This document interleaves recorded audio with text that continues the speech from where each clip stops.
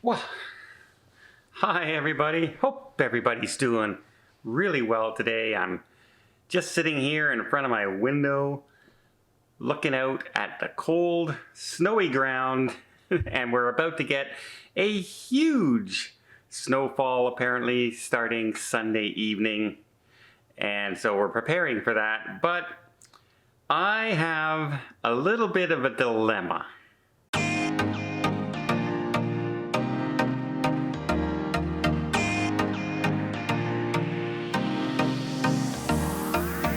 So, next month I'm going on my next cruise. I'm leaving for that Love Boat cruise. I have to be there on the 26th of February. And I'm debating whether or not I should fly or whether I should drive.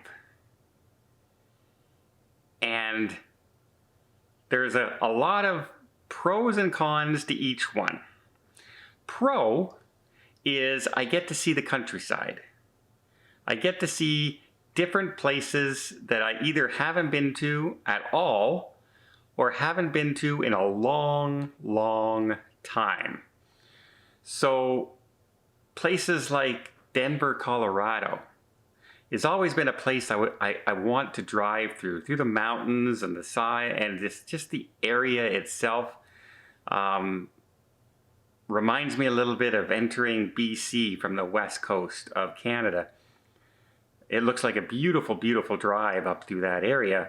And then after I would leave Denver, Colorado, my next stop would be Las Vegas.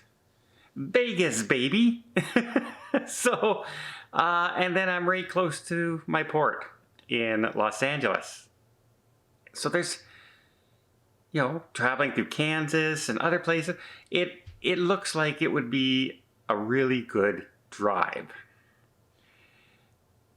And you figure if you put aside, I don't know, let's say $60 a day in gas, $200 a day in hotels. So let's say $250 a day traveling. I'd put aside roughly 6 days there, 6 days back. You price all that out.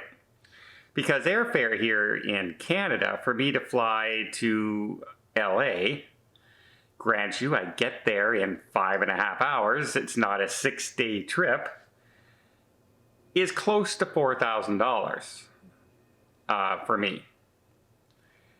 My cruise is nowhere near that cost. My cruise cost is about 25% of that, to be honest with you. So, or close to that. So yeah, it's a lot of money to fly, but it's also things that are going on right now. We have group cruise that is due in, that we're going on Panama Canal. Horrible time right now to try and ask for final payments from people. And we're working with Princess right now. We're trying to get them to extend the final payment date another 30 days so we can get some clarity on what's going on and everything in the situation. If that doesn't happen, then all final payments have to be in for the 26th of this month. And then my Alaska cruise, it all has to be in by the 6th of March, which is roughly the day I get, off my cruise.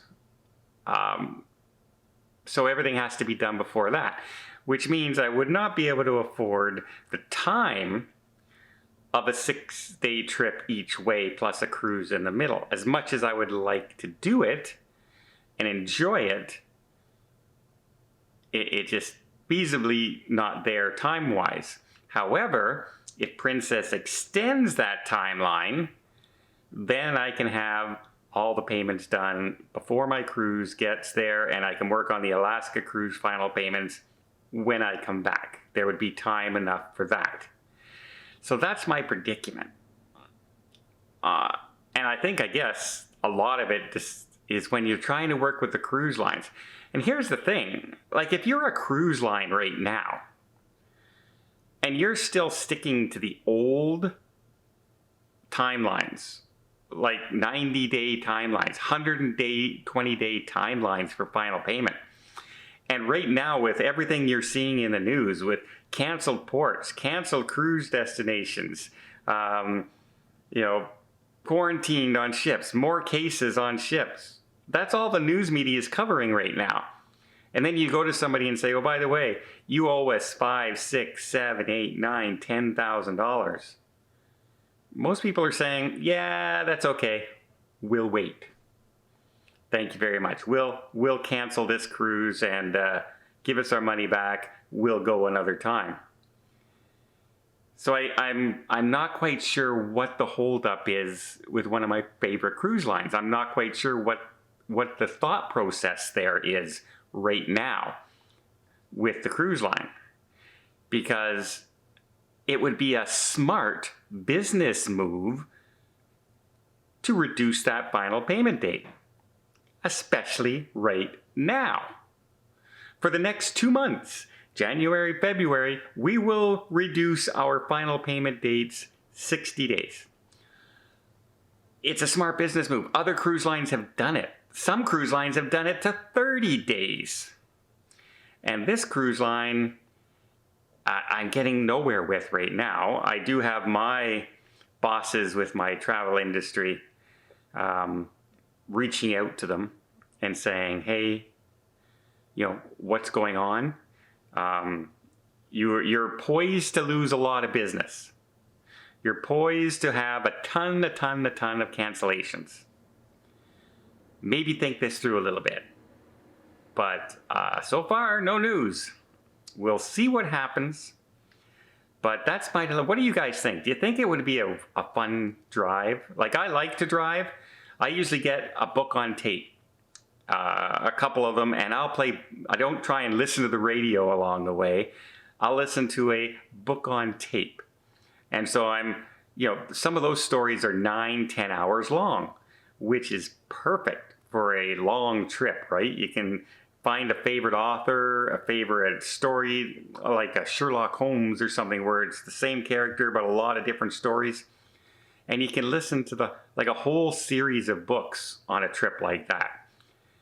And it just the views and the different countryside, going from Ontario, Canada, and driving across the United States and seeing, you know, the mountains and the Vegas and Kansas and all of Chicago. It just sounds like a really, really fun drive. I'm leaning that way to do that.